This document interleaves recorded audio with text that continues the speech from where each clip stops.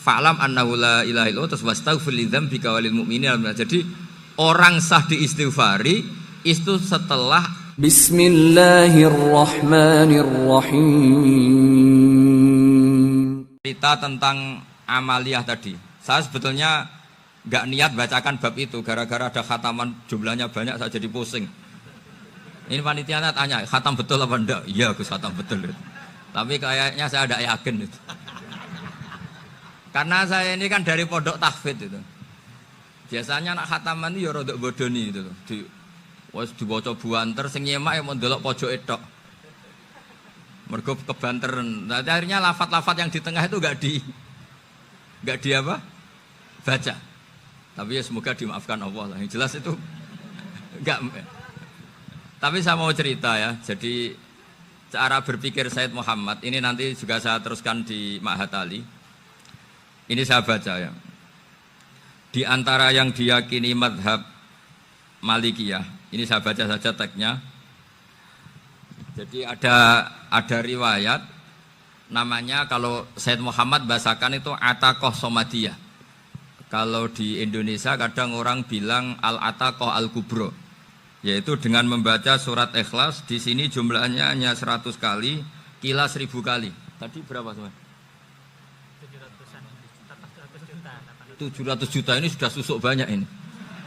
Di sini hanya 40, riwayat lagi 100, 1000. Terus sampean tadi berapa? 800 juta.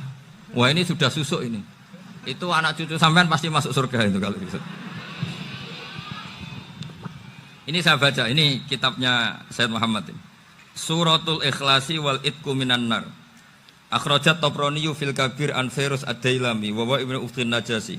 Waqad khadaman Nabiyya sallallahu alaihi wasallam. Orang ini jadi khadimnya Nabi. Qala Rasulullah sallallahu alaihi wasallam, "Man qara'a qul huwallahu ahad mi'ata marratin fi shalat ghairiha katabahu lahu bara'atan minan nar." Ini hanya berapa ini? Mi'ata marrah. Berarti kalau satu orang itu cukup 100. Tadi sudah untuk 7 turunan tadi untuk orang berapa? 800 juta. Ya, untuk 7 turunan cukup ya? Cukup. Untuk 7 turunan. Ya sudah. Susuk ini sudah susuk ini. Aduh, ribet ini.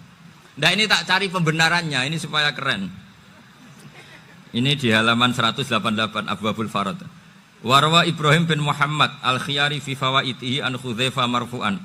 Man qara'a qul huwallahu ahad alfa marratin faqad ishtara nafsahu minallah. Berarti 100, ada riwayat lagi 1000. Nanti tak carikan lagi yang berapa? 1 miliar mungkin. Jangan banyak-banyak. Nah, ini saya baca ya. Wa hadzal adatu huwa al-ma'rufu bi ataqatis somadiyah. Wa qad nassa jama'atun mutaakhiril malikiyah ala istihbabi ataqatis somadiyah. Wa haddu ala qiraatiha wa istimaliha. Minhum Asy-Syaikh Abdus Salam Al-Asmar sak terus ini. Jadi kullu haula'i istahabbu ataqatas somadiyah ma'atirafi ba'dihim kal misnawi bi syiddati fi hadisiha. I'timadan ala anna hadza minal fadha'il allati yutasahalu fiha. Faman sa'a yasta'milaha raja'a husula ma fiha fala ba'sa bidzalik. Ala syarti alla ya'taqida thubuta dzalika anin nabi sallallahu alaihi wasallam hatta la yaqa fil kitsbi alaihi. Jadi intinya itu silahkan Anda bikin jumlah sesuai versi Anda. Yang penting Anda jangan kampanye kalau itu perintah Kanjeng Nabi Muhammad sallallahu alaihi wasallam. Karena kalau kamu atasnamakan Nabi kemudian jumlahnya sampai 800 berapa? 800 juta, berarti Nabi mengajarkan masyaqqah pada umatnya. Jadi cukup yang riwayat itu di sini hanya 100 sama 1000. Jadi kalau jumlah tadi untuk 7 apa? Turunan. Jadi kamu harus ditutup dengan doa, ya Allah, semua itu bukan untuk saya tapi untuk 7 turunan. Tolong catat ya Allah. Karena jadi artinya gini loh ya, orang Indonesia yang sering mempraktekkan ataqah somadiyah itu bukan tanpa dalil.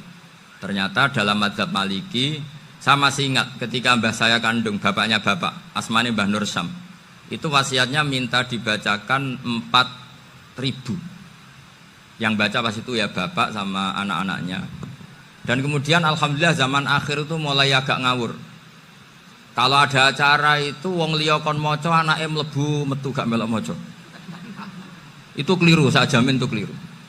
Saya sering kalau mimpin di rumah, kalau yasinan di tonggo-tonggo kok anaknya gak moco, saya keluar. Bapakmu wong liya kok moco, kata saya gitu. Jadi itu menurut saya itu yang jelas. Saya sampai ngisi begini. Yang ada riwayatnya itu idza mata ibnu adam min qata amaluhu ila min salasin shadaqatin jariyah au ilmin yuntafa'u bi aw waladin sholihin yatullah. Itu ndak ada di hadis au kiyayin sholihin yatullah kata. Yang ada itu awaladin apa? Sholihin. Jadi anaknya harus ikut, kalau ndak ada usah kata. Akhirnya anaknya do wedi, nggih Gus nggih. Akhirnya tak kei jagung paling akeh, kula mendet sithik. Wong aku ora anake kok. Kadang-kadang enggak, orang lain baca buahnya anaknya mau mlebu metu mau enggak no tamu mbek rokokan. Itu harus ditobatkan itu. Keliru itu. Karena nasnya bukan auqiyayin sholihin tapi awaladin sholihin. Ini bukan provokator, ini memang ya seperti itu. Nah, terus tentang tadi la ilaha illallah yang didawuhkan Gus Azaim. La ilaha illallah itu penting sekali, cuma saya mohon itu dielmoni lah. Jadi dulu kalimat ini menjadi spesial karena dielmoni, karena dimulai dari fa'lam annahu la ilaha illallah. Terusannya ayat tuh wastaghfir li dzambika walil mu'minina wal mu'minat. Saya ulang lagi ya. Terusannya ayat tuh wastaghfir li dzambika walil mu'minina wal mu'minat. Makanya menurut mazhab Sadili, kamu disuruh baca la ilaha illallah dulu, jangan istighfar dulu. Saya ulang lagi ya. Dalam mazhab Sadiliyah itu la ilaha illallah dulu, nggak boleh istighfar dulu. Alasannya masuk akal. Orang yang kafir 70 tahun itu sekali baca la ilaha illallah itu langsung yughfar lahum ma qad salaf. Sehingga la ilaha illallah sendiri sudah punya kekuatan supaya dosa kita diampuni. Qul lil ladzina kafaru iyantahu yughfar lahum ma qad salaf. Cara menghentikan kekafiran gimana? Dia melafadzkan la ilaha illallah. Ini kalimat yang begitu saktinya sampai orang yang kafir puluhan tahun itu dosanya semuanya terhapus hanya karena melafadzkan la ilaha illallah. Nah, makanya kata Abdul Hasan Asadili wastaghfir li dzambika ay bihadil kalimah. Seseorang sah diistighfar itu kalau melafadzkan la ilaha illallah. Misalnya ada orang kafir mati kafir, sah enggak anak cucunya mengistighfari dia? Tidak sah karena belum melafadzkan la ilaha illallah. Makanya kata Abdul Hasan Asadili wastaghfir li dzambika ay bihadil kalimah. Sehingga lafadz ini spesial betul. Tapi kadang-kadang beberapa mursyid cara berpikir lain. Ini kalimah thayyibah harus dibaca orang suci, sehingga mendahulukan apa? Istighfar. Untuk supaya pas ngelafadzkan kalimah thayyibah sudah dalam keadaan apa? Suci. Itu juga masuk akal. Tapi secara meyakinkan saya sendiri lebih mengikuti manhajnya Abil Hasan Asyadzili karena alasannya tadi, yang kafir puluhan tahun saja langsung luntur dosanya karena melafadzkan la ilaha illallah. Artinya la ilaha illallah sendiri sudah bagian dari istighfar. Nah, ya tadi buktinya fa'lam annahu la ilaha illallah terus wastaghfir li dzambika walil mu'minina. Jadi orang sah diistighfari itu setelah dipastikan sah tauhidnya.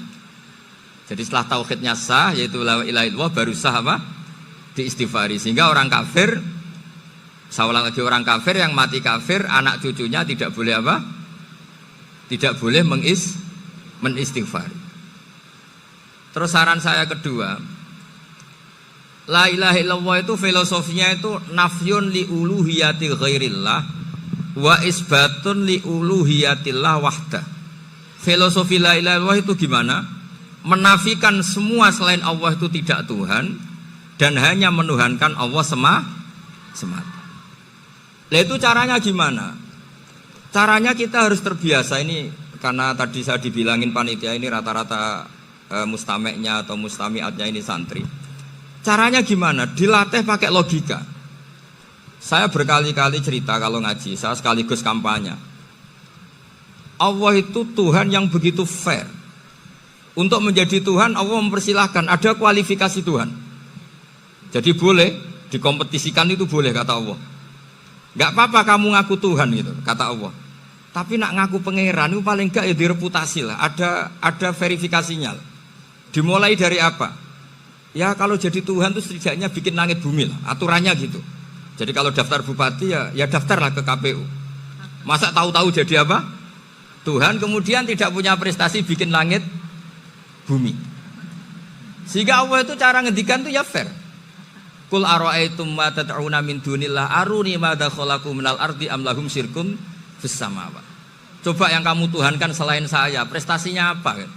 Ketika saya bikin bumi itu apa ikut bikin? Terus am lahum syirkun fis samawati. Kalau bikin langit, kalau nggak bisa ya urun lah gitu. Urun semen apa urun bego, pokoknya urun lah gitu. Urun ora, gawe bumi ora, ngerti-ngerti ngaku jadi pangeran. Kul hatu burhanakum. Jadi ya kan ya lucu kan, misalnya syarat kiai di Salafiyah kan keluarga Kiai As'ad, cucunya ngaji ngalim. Orang keluarga Kiai As'ad terus aku kiai utama di Salafiyah. Oh mesti di penjara ya. Lah yo gak gawe langit bumi, gak ada prestasi terus ngaku sebagai apa? Tuhan.